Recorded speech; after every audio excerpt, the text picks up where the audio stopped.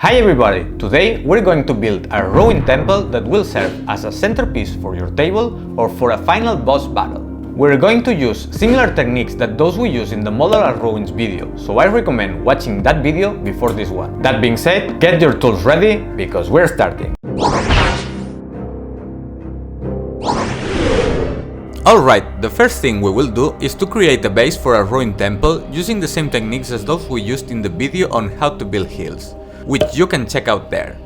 Once this is done, we will mark with a pencil where the ruins will go. I've used a box I had on hand to make it easy, as approximate measurements will be enough. The next step will be to mark the location of the temple entrance. To do this, we will find the center and make marks 2 cm on each side.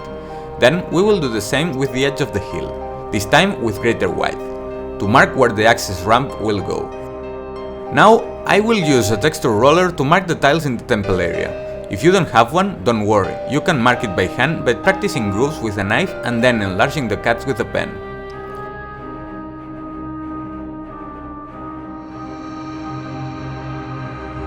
Perfect! I'm going to mark the depth that the ramp will have, which we will decide how steep it will be, so that it's smooth enough for the miniatures to stand. Using the proxon, I will cut the marked area and then I make an angle cut. With the ramp ready, we will put it back in the original hole, gluing it with PVA glue and securing it with some toothpicks so it doesn't move from its place.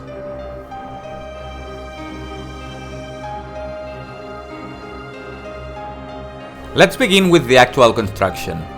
Just like with the modular ruins, I'm going to use individual bricks. I prefer it this way because in my opinion, the texture is much better. Additionally, since it's a ruined temple, we want to place loose bricks that have crumbled. These are just rectangles of foam measuring 1 by 2 cm. If you are unsure on how to make them, I will leave the Black Magic Craft tutorial in the video description. I will be using PVA glue since I'm working on this piece slowly during the evenings, and I don't mind waiting. But if you want to avoid waiting times, you can use a low-heat hot glue gun. Apart from the entrance, I will leave some openings to simulate deterioration, which will also serve as passages for the miniatures. It's important that with each layer of bricks we glue, we alternate the position of the bricks as will be done in a real construction. While the glue dries, I will add some texture to the hill. I could have done this earlier, but honestly, I'm improvising this piece completely and I just remembered now. In addition to using the foil ball, we will also use the knife to remove whole sections, simulating different layers in the stone, and we will make grooves to simulate cracks. Do this in the most organic way possible and without overdoing it to achieve a natural and realistic appearance that we can enhance later when painting.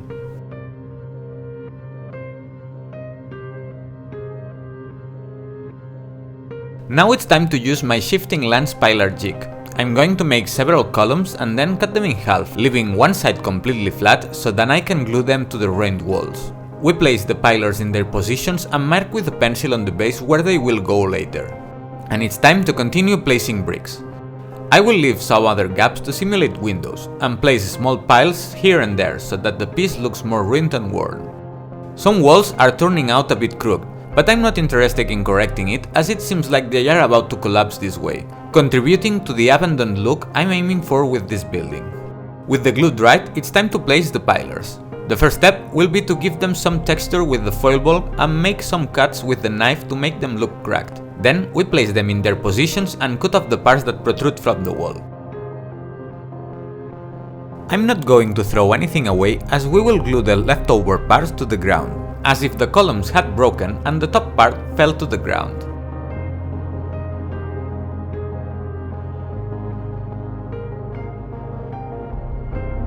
In addition to this, I've also decided to make some cracks in the central area as if the ground had cracked. It's time to fill in the gaps, and we will do this by mixing fine sand with PVA glue and some water. This will create a paste which, although not very aesthetically pleasing in my case, will be perfect for adding texture and hiding imperfections and joints. We will focus our efforts on the sides of the pillars, the corners and the rubble mounds. We can also fill in some of the larger gaps between the bricks and add some randomly for texture and variety to the piece.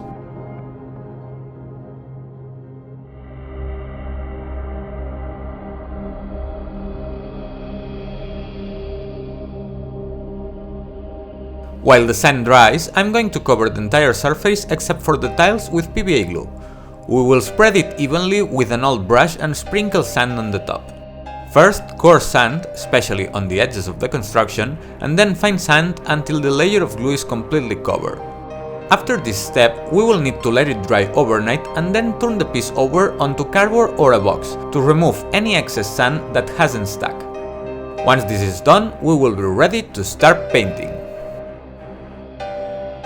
Alright, here comes my favorite part. We will use a mix of painting techniques from Modular Ruin and Hill's video. You will just need to be a bit more patient since this is a larger piece, but I have to say that I really enjoy it. But before that, if you are enjoying this tutorial and want to help me making more, hit the like button, subscribe and turn on the notifications.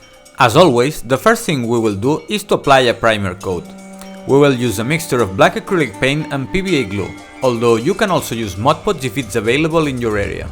I have to say that I had to apply up to 3 coats to completely cover the piece, as the parts with more sand made it a bit challenging for the paint to penetrate all the crevices. Once everything is dry, I will use a cheap makeup brush to apply a dry brush of neutral grey on all the stone, the rain building, the sides of the hill and all the debris.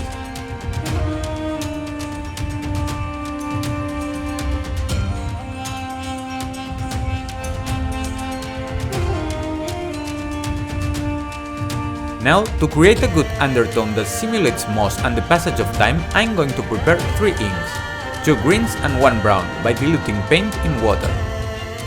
We will apply them to all the corners, with special emphasis on the columns and the rubble. A good tip here is to apply it from the top with a very wet brush and let the ink naturally flow downward.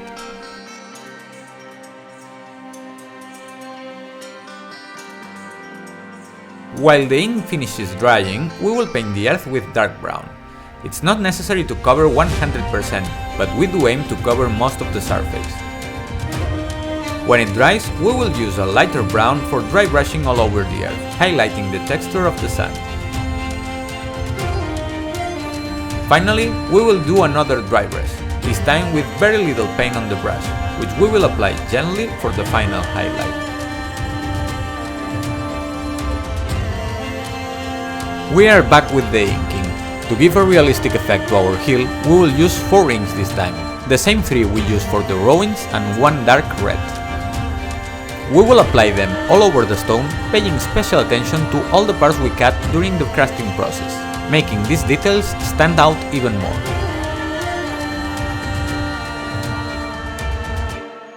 With everything dry, we will finish the paint job with a dry brush of pure white. For the hill, we will apply it gently with horizontal strokes, highlighting the edges of the rock but leaving the undertone and all the colors we applied previously visible.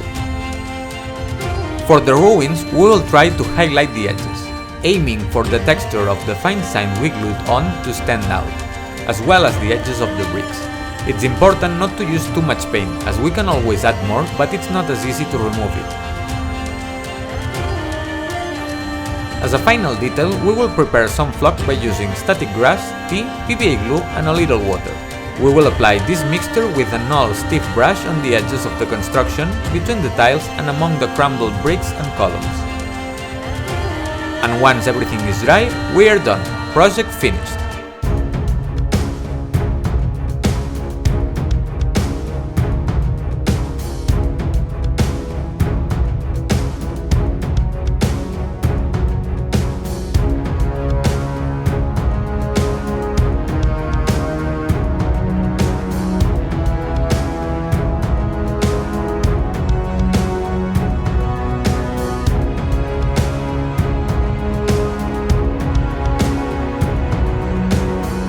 So here we have it, our finished ruin temple. I have to say, even though it was a very improvised project, I'm happy with the final result. In fact, I've already used it in my Dungeons & Dragons campaign. My players had to defeat an evil druid and an ant he managed to control using dark magic. As for the project itself, I don't consider it difficult, since it doesn't use any particularly complicated techniques, and ruins are always very accessible for beginners. It's not important to worry about everything being perfect, as you might in a regular construction. I also want to say that I hope that this video inspires inspires you to build something similar and that you're not afraid to experiment with your own ideas. If this can encourage just one person to start in this interesting and fun hobby, I will consider myself satisfied. As I mentioned in many other videos, if you're going to use this piece a lot, it's recommended to varnish it to make it last as long as possible. And I think that's all. Thank you very much for watching until the end, and see you in the next one.